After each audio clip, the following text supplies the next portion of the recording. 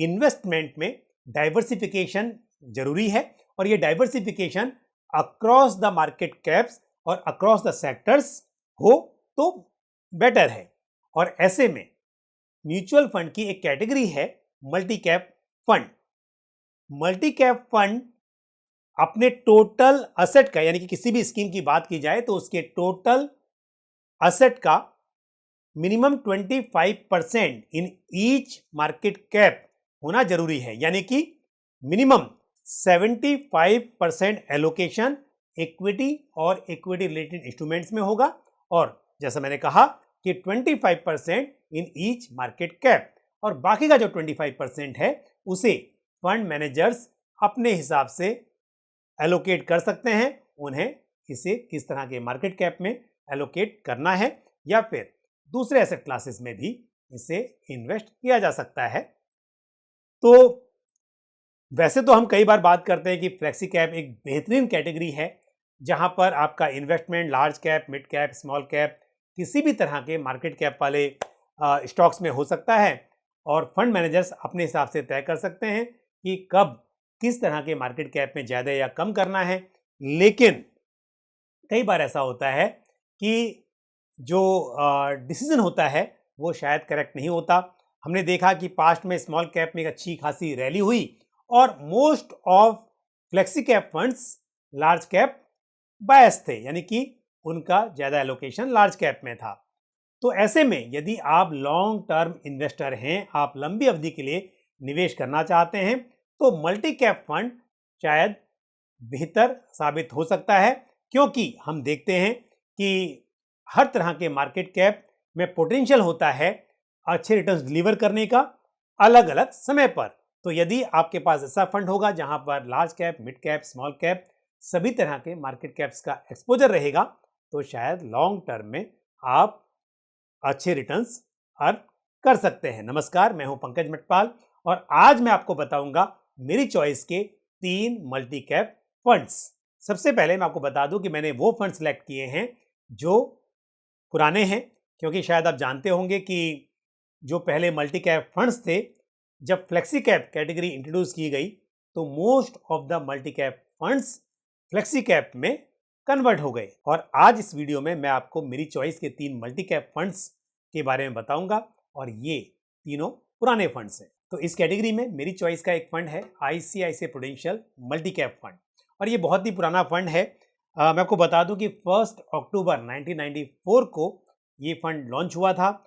इस स्कीम का जो टोटल असेट है वो है 8,761 करोड़। तो पुराना फंड है और यदि इस स्कीम की पास्ट परफॉर्मेंस की बात की जाए तो लास्ट 1 ईयर में स्कीम ने लगभग 20% का रिटर्न डिलीवर किया है। वहीं लास्ट 3 ईयर्स का CAGR अराउंड 25%, लास्ट 5 ईयर्स का अराउंड 15% और सिंस इंसेप्शन भी इस स्कीम का CAGR अराउंड 15% रहा है। और ये स्कीम अपने बेंचमार्क के मुकाबले बेहतर रिटर्न्स डिलीवर करने में कामयाब रही है।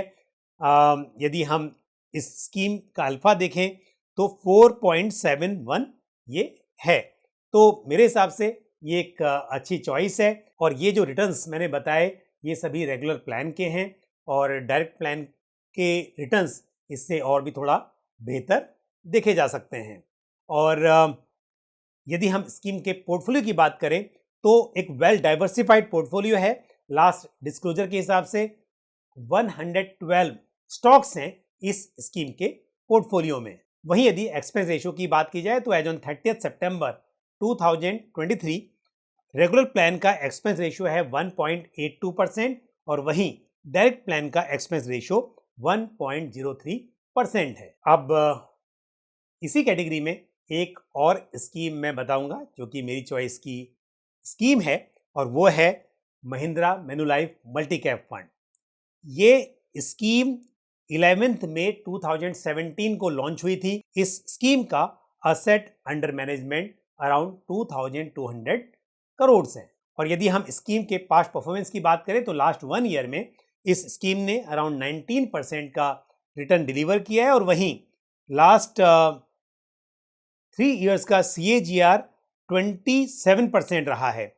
लास्ट 5 years का CAGR अराउंड 20% और सिंस इंसेप्शन ये स्कीम अराउंड 15% का CAGR डिलीवर करने में कामयाब रही है। और अगेन ये सभी रिटर्न्स रेगुलर प्लान के हैं, डायरेक्ट प्लान के रिटर्न इससे थोड़ा सा बेहतर हैं। और वहीं यदि एक्सपेंस रेशियो की बात की जाए तो रेगुलर प्लान का एक्सपेंस रेशियो है 1.98% और डायरेक्ट प्लान का एक्सपेंस रेशियो 0.43% है। और अगेन ये स्कीम भी अपने बेंचमार्क को एक अच्छे मार्जिन से बीट करने में कामयाब रही है। स्कीम का अल्फा है 5.65 और यदि हम महिंद्रा मैन्युलाइफ मल्टी कैप फंड के पोर्टफोलियो पर ध्यान दें तो यहाँ पर as per last disclosure 61 stocks हैं इस स्कीम के पोर्टफोलियो में।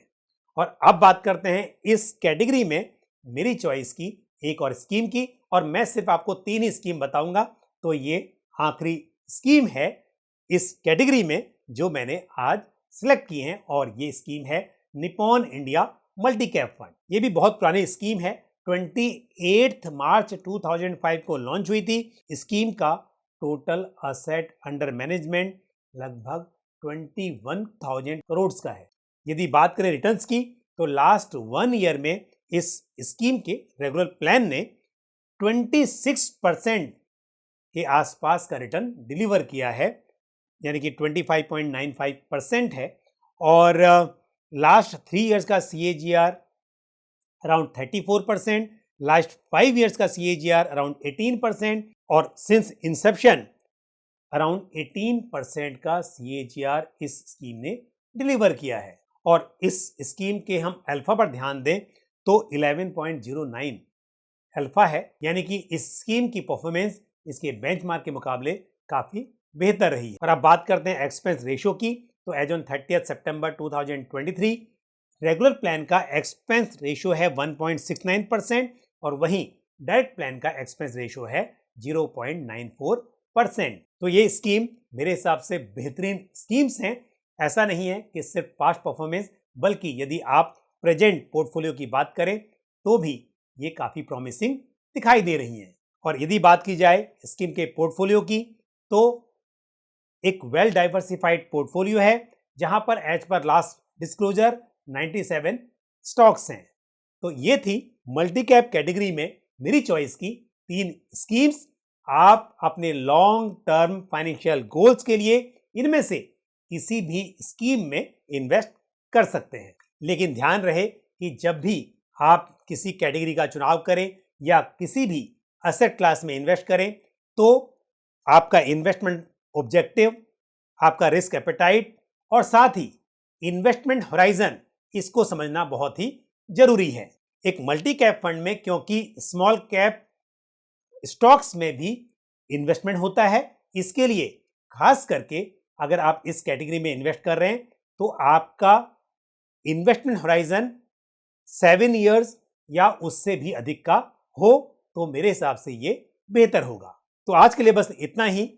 यदि आपका कोई भी सवाल या सुझाव हो तो आप कमेंट बॉक्स में पोस्ट कर सकते हैं। इसी के साथ मुझे दीजिए इजाजत, अगले वीडियो में फिर आपसे मुलाकात होगी। थैंक यू, जय हिंद। म्यूचुअल फंड निवेश बाजार जोखिमों के अधीन है। योजना से संबंधित सभी दस्तावेजों को ध्यान से पढ़ें।